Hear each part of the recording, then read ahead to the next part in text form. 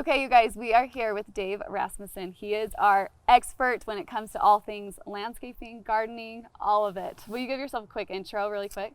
Yeah. Okay. Born and raised here in Salt Lake, and I love landscaping, love what I do. Love it. Yeah. And you own Rasmussen Landscaping. Own Rasmussen Landscapes, Okay, yeah. there we are. Okay, so we had a lot of questions when it came to the landscape side of things and then also like the maintaining side of things. So do you want to start off with what to expect? Like, let's say you're either buying a house for your first time or maybe you're in your house, just like landscaping in general. What are things that people need to know when it comes to that? Sure.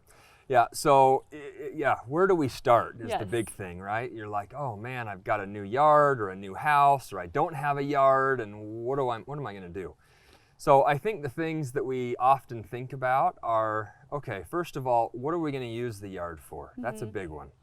Do I have a lot of kids? Are they going to be running around? Do I need big expanses of grass? Are they going to be playing football and baseball and that kind of thing?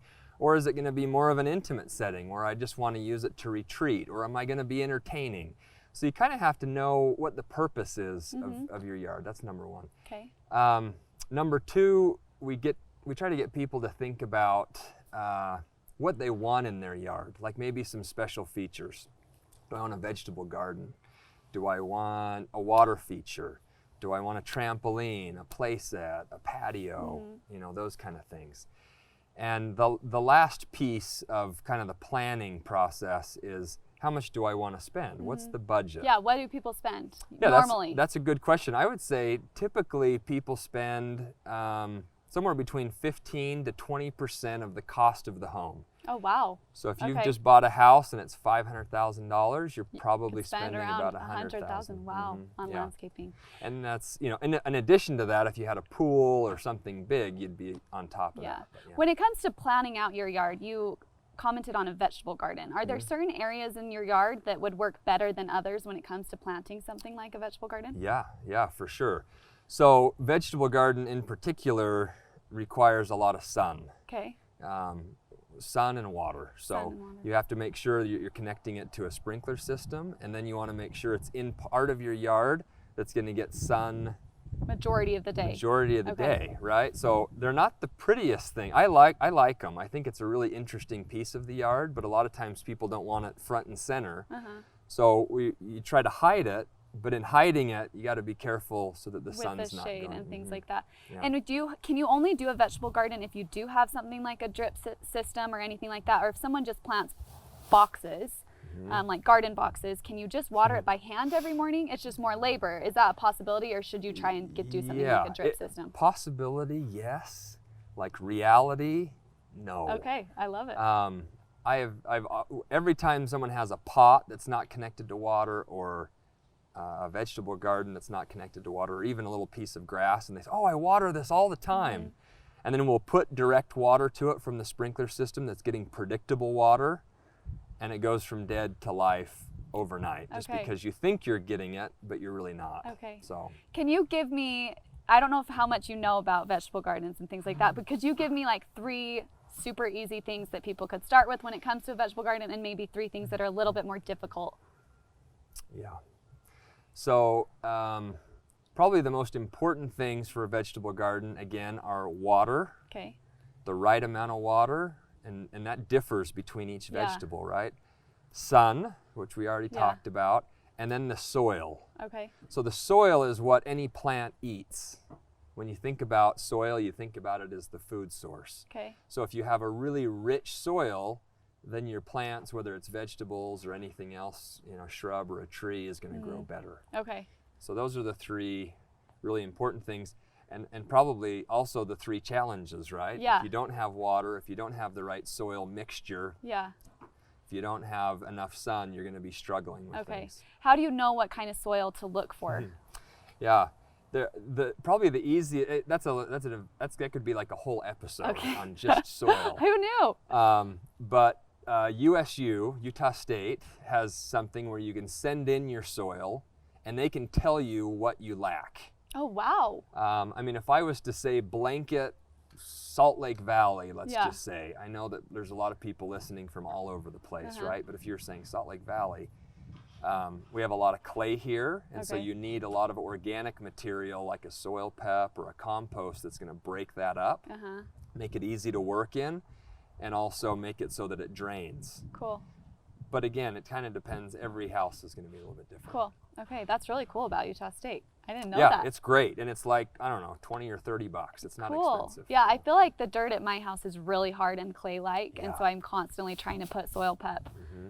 My mother-in-law is teaching me a lot when it comes to gardening right now.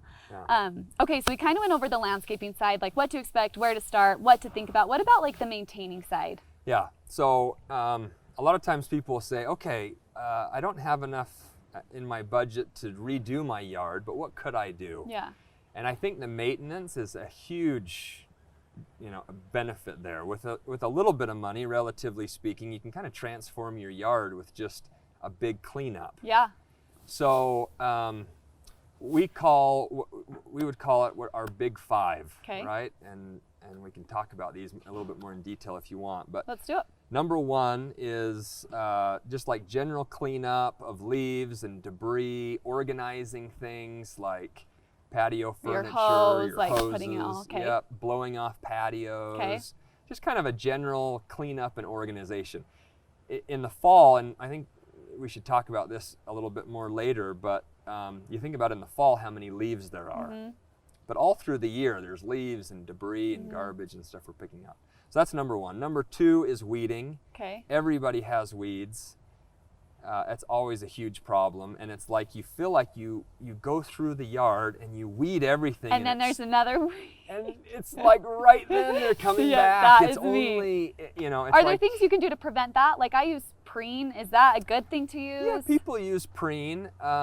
I've used it on customers' properties out of their request, and I've never noticed a huge difference. Okay, neither do I. So yeah, but it's something that I think is like this tradition in our, I don't know, that we all use preen, and maybe it helps in certain situations, but it's usually just like constant maintenance. Yeah. And it's getting down, and if you have hard soil, you're like, like a pick. Yep, that is getting down. And if you just break it off at the top, it's obviously just going to come right back. So you have to get it out by the root. And how do you do that? You have to loosen up the dirt, and it's a process. So going back to soil, like if you add soil every year, a couple inches of soil pep, and you can just leave it on the top, and it'll eventually kind of just work its way in. And it softens up the soil. It's going to make it easier to weed, and less weeds will come in. So that's probably the best preventative measure, not a bark. That's really hard to weed in. So just a really good soil every spring. How many inches did you say? 2 inches. 2 inches of soil, new soil. Yeah, like a soil pep. Sometimes people will get like a topsoil that's almost clay again. Like you have to get an organic material. A good soil pep. So that's number two. Yep, number two. So cleanup, weeding. Number three is hedging and pruning. Okay, a lot of questions about that. Yeah. So what should people, like we're going into winter obviously, we're going into colder weather. What should people be cutting back? What shouldn't they? I mean, everything will grow back, right? If someone cuts down something on accident, will it grow back? Yeah, especially a perennial. And so you have annuals that are flowers that you plant every year. Annually you plant them. And those are things that die out and then they're gone. Perennials you plant once and they come back every year. Like a peony bush or something. Peony, yeah, it's a perfect thing. And those are a peony you'd cut down at the base every year. Like at 6 inch or totally at the base, doesn't matter. Yeah, it doesn't matter, but I just cut them down at the base and then they grow back the next year. And that's amazing. So any perennial, you cut it down, it's gonna come back. If you cut down a tree, it's probably not gonna come back. True. And if it's a really big bush, some bushes do and most don't, but it take a long time for that to grow back. How low should you be cutting a bush down before winter? It's a good question. Depends on the bush, right? So if you have, let's just say, a big forsythia bush that's like maybe as tall as we are, right? And 4 or 5 feet wide. You're not gonna cut it down, you're just gonna maybe shape it. And there's shaping with like a hedge pruner, right? That you go through, a hedge trimmer, and you go through and you form something. Or there's pruning where you're cutting off individual limbs and it's more of a natural look. You can do either way. Hedging is a lot less time consuming, but you do it more often. pruning is a lot more time consuming because you're doing it individually branch by branch, but then you don't have to do it as often. I don't really know, can I interrupt you really quick, when it comes to like the timing? Like I feel like there's this magic timing maybe of like, for me, I think my garden still looks good right now, but what if it gets super cold in 3 weeks? Should I try and do it right before? Or is like the cold weather my signal to get out there? Is there a magic time of year before winter? On hedging, yes. I mean, you can hedge anytime, really. Okay. We hedge all summer long and whatever, but if you had your ideal schedule, we try to hedge in late May. Okay. Maybe mid to late May, and right before it gets hot. Okay. So that it's not too stressed out when you cut it down. Okay. And then we let it grow all summer, and it kind of gets out of control a little bit, right? Yeah. I mean, you've seen the shrubs go out of control. And then we have like beginning of September, temperatures drop, cools down again. It's a great time to do it. Okay. And then you might do it again right before winter, so that the snow that hits it isn't going to break the branches. Okay. So yeah, once, like right now would be a good time, or if you haven't done it yet, maybe you'd wait another month and then you're just doing it once. Okay, cool. Okay, so that was the third one. That was the third. Hedges and things like that. Okay. Deadheading. Okay, that is one thing I do not know how to do. Yeah, no, and that's the easiest thing to do. How do you know what to do though? So any flower that dies out. Okay, can we go, let's do an iris. Can we do iris as an example? Okay, iris. So my iris is beautiful for like 3 weeks. Yeah. And then it's dead, and we have so much iris. I think our previous owners must have really loved iris. Yeah. And so there's so much. So then when it goes dead, should I cut it then? Yep. Okay. So you have the stalk that has the flower on it. Yeah. I would just cut that whole thing down and keep the leaves. Yeah, the leaves. Yeah, okay. Keep the leaves because they're going to be green all year, and that's what the iris is. You have one bloom. Okay. And then you have that. The leaves the rest of the year. Okay. Where you have like a rose bush, okay, and that's blooming all year long, but you have to deadhead it constantly in order for it to bloom. Okay. So I have a rose bush and I haven't touched it. Yeah. So what should I be doing? So you should be deadheading. Yeah. When? How often? All the time. All Literally, the time. like I'll go out and deadhead, and the next day there'll be new heads that are. When I say deadhead. Wait, so am I deadheading a flower that's already there? The flower that's dead. Oh, the flower that's dead. Okay, so when there's a dead rose. So you have like these stages. It's in like a bud. Yeah. And then it blooms out and it's really pretty. It's dead. And then it's dead. Okay. And that's what you're cutting off on any flower. So Okay. any flower that has a dead flower. What about a hydrangea? Hydrangea. You would deadhead you that? could deadhead that too. Do don't you? want to look at. Yeah. Okay. And if you do it at the right times, not too late in the season, then it'll generally rebloom. Oh, wow. Hydrangeas bloom all summer. That's what's so fun about hydrangeas and roses. There's a few others. They bloom all year. Yeah. So it's like, you got this color that's just constant. Yes. It's really fun. A lot of people ask about that when it comes to like certain climates. Are there certain climates that flowers do better in than others? Like, how do you know for your climate what are the best flowers to do? Yeah. I mean, that's, I know just my Google. climate really well. Yeah. But as far as other climates, I don't know. But hydrangea, for instance, do great. Some hydrangea only do well in the shade. Oh, interesting. And some, there's very few, but there's some that do good in the sun as well. So it's kind of like trial and error. Like see how one does and then maybe or you just know what, like you'd know that this variety, like an endless summer hydrangea or a Nico blue hydrangea is going to do better in the shade. Okay. And then there's some that do surprisingly well in the sun. Okay. And Cool. Okay, so is that it when That's it comes to deadheading? Anything else? And annuals too, like the ones that you plant every year annually. That's the most that you're doing, and you're just cutting off the deadhead. So most of it's just the head. Yeah. You deadhead. Okay. Roses are specific. You go down to a branch that's a little bit bigger where it's budding, and then you cut above that so that it comes out at the right spots. It's a little tricky to do roses, but once you get the hang of it, it's easy. Two more to ask you about really quick. Lavender. When lavender dies, do you just cut it down to its root again? No, you wouldn't cut it all the way down, but you cut off the flowers. Oh, okay. Yeah. So I did that wrong. Good. Yeah, Good. But it's okay. See, the nice thing about stuff like that, especially the perennials, is you don't have to freak out because it's going to cut. Like it's fun to experiment. Yes. Don't be so terrified about cutting stuff that you're like, oh, what's going to happen? Am I going to lose this? Almost anything's going to come back. So lavender just cut the flower. I didn't know that. Yeah, you can just cut it down to where the scented part is, the little leaves. Okay. And then back on the hedges, a lot of people have boxwoods. So is that the same where you just hedge like those kind of 4 times a year, you're cutting it down pretty low? Yep. Or would you just do it once before?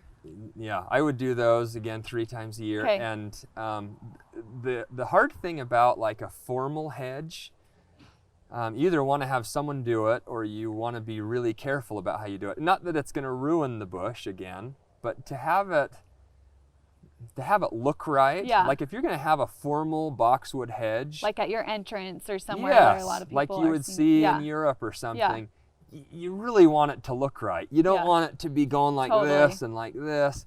So we would put like string line and measure it on one end and the exact height on the other end, and you're cutting with this string line, so it is like there's no room for oh, I think I saw that differently. Like it has to be cut perfectly. Okay. Okay, good to know. Yeah. Okay, a lot of people had questions about those specific plants. Okay, so that was the 4th, the deadheading? The deadheading. Okay, and then number 5. And then the last is what we would call plant reduction. Okay. And if I had to describe that, it's trying to figure out what the intended use of your plant was, and then taking it back to that point. Okay. So let me give you an example. A lot of times there'll be a shrub planted in a driveway, right where you're going in the garage, and it's been there for 50 years, and now it's covering half of your driveway, right? So you're having to turn like way out of the way just to get in there. That was obviously not the intended use of that. It was to beautify that entry, but it was intended to be cut back. Okay. So you have to make some decisions. You know, there's that, or maybe it's covering a window. You spend all this money on windows, and then these things go up and block them. Yep, so totally. You have to make ivy. Oh, an ivy, yeah. Well, Ivy's great, and a lot of people like it growing on a house. But once it crosses your door or your window, it's like that's reducing the plant to what it was intended to do, right? Do you have a hard time getting ivy off of people's houses? Oh, yeah. Right? So like once maybe they don't want ivy on that section of their house anymore and you pull it back, it's totally still like kind of stuck. The little feet are on there, and you're never going to get that off unless you like sandblast it off. Oh, wow.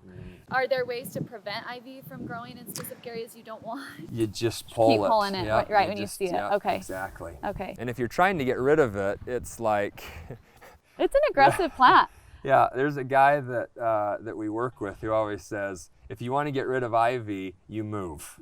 That's not entirely true, but you try to get it out the best you can, and then it's just a constant battle, kind of like just like weeding, right? Yeah. When it comes up, you're just getting it out. Totally. Yeah. Okay, so that's the 5th one. Yeah, and that's like, you know, you have to make these judgment calls because you do a super severe cut, and it's going to look terrible for several months or maybe even a year, but it's like that's where it has to be. Yeah. You don't want it to be encroaching on everything. If you have a pathway and a big branch is coming down in front of it, you don't want to duck down and go underneath it. You got to just cut it off. Yeah. Your lawn should be free of that, so you can mow it. And so that sometimes is hard for people because they're like, oh, you know, I don't know what I should do here. In my mind, you just cut it. Okay. Like really serious cut. Okay. And then you let it grow back. Okay.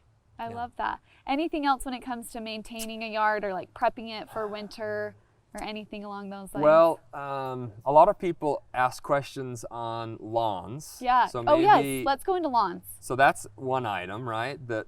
And really when you come down to the bones of a lawn, it's really, again, food, water, and care. What kind of food? Is True Green a ripoff or is it a good thing? No, I think any fertilizer is great. Good. And you could just go down to Home Depot and buy a bag of fertilizer. Anything that you put on is going to be good. Okay. So anything that you're going to give to your lawn is a benefit. Okay. But if you were going to go back and say, okay, now I'm building my lawn, most people would come in, they have bare dirt like your clay, right? They would put a tiny layer of topsoil on it, right? Yeah. And then you just lay sod on the top. Yeah. Where I would not recommend that. I would say spend extra money to till all of that, like clay up so the other soil is able to. Yep, and mix it in and have it so that it has something to eat forever. Yep. And then it's got this kind of almost natural fertilizer in it all the time. You still have to fertilize, but it's not as much. So if your lawn's brown, you can almost always say it's either fertilizer or water. Okay. I mean, how much should you water? If you had like a big, well, I'm just thinking of my yard. I have the big area where my sprinklers aren't reaching. how much should I go water it a day to try and get it to be the same? Well, if your sprinklers aren't reaching, then you need to, fix the sprinklers. Even just add one or something, right? So that's kind of coverage is a big deal with sprinklers. Let's say it is covering correctly. I mean, typically they say on like a pop-up head, maybe this is too technical, but on a head that just sticks up and sprays, it's like a half an hour every other day. Oh, okay. And if it's a rotor, the kind that come up and go around, then you're probably 45 minutes every other day. Every other day. And so that's kind of what people's timers should be at? Exactly. You think so? 30 minutes every other day? Yeah. Okay, so that's wrong too. Okay, I need to go home and fix that. Okay. See, these are easy fixes, though. Easy fixes, but it's something I've never known. And I think we're like 10 minutes a night. Is that good? You know? Yeah, and it's interesting because a lot of people say, I water all the time, and I'll look at their clocks and they are watering a lot and it's still brown, and that's because they don't have enough food. Okay. So both of those are really important. The more you fertilize, the less you have to water to get that green lawn. Is there like one type of fertilizer you would go look for at Home Depot? Or what's your favorite? Like what kind do people go look for? I mean, if you have a weed problem, then it's great to have, I love Scott's because it's really fine dust and it sticks to the weeds easier than like a really big pellet. Okay. But if you're just fertilizing just to give nutrition, honestly, it doesn't really matter. I think if you just, what about areas of crabgrass? Are those ever going to go away? Crabgrass is an annual, which is good, right? So that means that it dies out in the fall, and then it might come back. And so they have what they call a crabgrass preventer in a fertilizer. Like if you do any program of fertilizer, the first application of the year in either late February or in March will be this crabgrass preventer. And so it helps that from I have a lot of crabgrass sections for some reason. Nasty. And it might even be that it's not crabgrass, it might be that it's just like a bigger grass that's there. It could be. What about, can we go back to sprinklers really quick? How do you know when you need a new sprinkler system? We have replaced every single head on our sprinklers because we used to have those old silver ones and now we have better heads for the spring. But like when is it like, hey, we need a whole new system? If you're hand watering or you're getting a lot of brown spots, you can try to add a head. But if you've gone to that point, then it's like you can either hand water for the rest of your life or you just bite the bullet and you get a new system. So, the important thing on a sprinkler is you want it to what they call double coverage. So one head waters the other head. Right? That's what you want. And so in the old days, they might have had it where they said, okay, this head gets to the middle and this head gets to the middle, but that's not enough to really cover everything. So if you've got brown spots, sometimes if you add another head to a zone or whatever, then like the pressure goes down. So you can't always do that. So sometimes I think that's our problem is we're having pressure problems with ours. So it might just be time. Interesting. Can you, before we wrap up, would you mind giving me like your 3 maybe most popular plants or hedges or whatever that you plant for your customers the most often, that you feel like work the most often, maybe are like the least amount of maintenance? What would you say you and your team are planting the most at people's houses? And maybe go into trees too, if you don't I was mind. going to say, it kind of depends on what we're talking about, right? Because if you're talking about trees, you've got shade trees. So if you're wanting a tree for shade in your yard, then RIP to everyone's shade trees this past Labor Day when they all went down the day after. I felt so bad seeing everyone's trees down. I'm like, that was their shade for the summer. So sad. I'm sure you guys have been busy with that. Oh yeah. So it kind of depends on the kind of purpose for that tree. There's a lot of great shade trees. There's elms, there's lindens, there's maples, there's zelkovas. That wasn't 3, but that was a lot. And then you have your more decorative trees, right, that are smaller. They're not going to give you shade, but they just give you interest. And like one of my favorites is a red bud. They're this cute little pink blossom in the spring, and then they have a really big green leaf or red leaf, depending on what kind it is, all through the year. So they're just a really cool looking tree. I love those. It's fun to have something flowering, like a flowering cherry or a flowering pear. Those are fun because in the spring they really When light should you up. be planting those? You can plant them anytime. Anytime. Yeah. Okay. Same with plants? Yeah. Like I want a new peony, however people say it. Yeah. I want a new plant of that in my front. Should I wait for spring? Should I plant it now? No, I just plant it now. Really? Yeah. That's great. Because you're going to be cutting it down anyway, and then the roots over the winter might get a little bit more established and then push up. Okay. So it's a good time. But before I plant it, get some good soil pep in there, right? Okay. Because I'm pretty much planting it into clay. Yeah, and you don't want to plant it right into soil pep, but a mix of that. A mix of the natural surrounding and the soil pep. Yeah. Okay. Interesting. And then what about plants? Like lavender? Yeah, I mean, I love lavender. I love hydrangea just because, like I said, they're color all the time. Yeah. Some people really struggle with roses. If it's the right type of rose. I agree. Like I love a David Austin rose, and I love the kind that are just really almost just like tight. Yeah. Not the like tulip the smaller, shaped, but really pretty. So I'd say those are probably my three favorite. Okay. Shrubs, again, what's the purpose of it? I love a boxwood hedge or a laurel hedge. Is this laurel behind us? Laurel. Okay. Okay. You know, and then you have just your individual shrubs that are fun. Their dogwoods are fun. Okay. And you really can plant anytime.